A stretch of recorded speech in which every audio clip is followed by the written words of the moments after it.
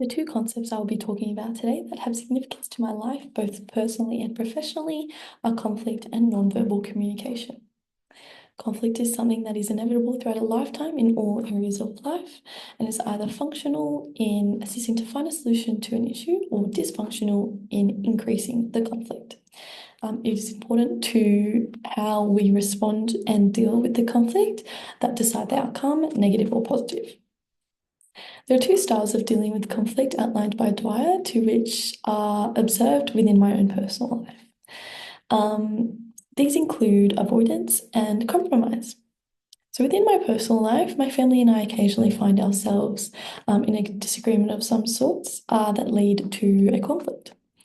According to Ron Quillo, avoidance is a form of conflict resolution that avoids the conflict short term, but in the long run will allow the issue to continue and inherently build resentment towards the other party.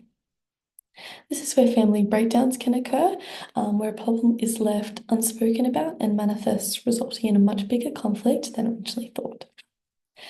This resentment towards the other person can sometimes end in a more extreme form of conflict, worse off than addressing the original issue in the moment. This form of conflict management is seen as a lose-lose or negative outcome, meaning both parties lose the conflict. Additionally, compromise is also a common theme seen within my personal life between myself and my family members, where both parties will agree to disagree but will sacrifice a part of one's own solution in order to develop a resolution that is satisfactory to both parties. This form of conflict management is seen as both a win-win and a lose-lose. Especially within my family, it is important because conflict is always better resolved, whether that takes sacrifice or not. It is also important to me to maintain relationships, especially with my family members, to understand and to reflect my style of conflict in order to find a solution that works for me and the other party.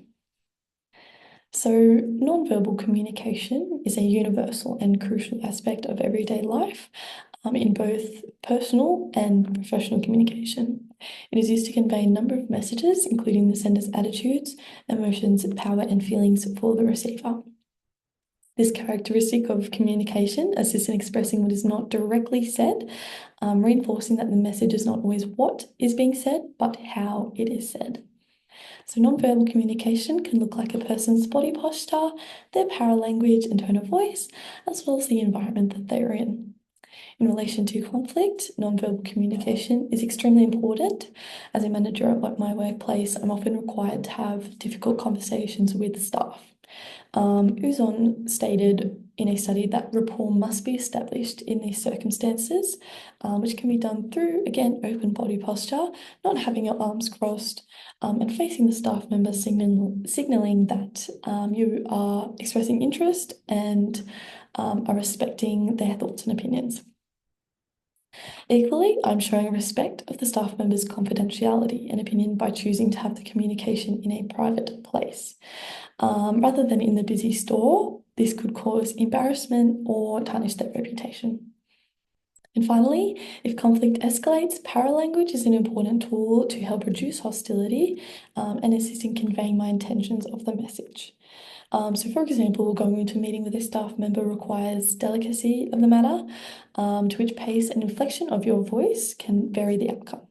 Therefore, a gentle, empathetic voice can be best to reduce assumed confrontation.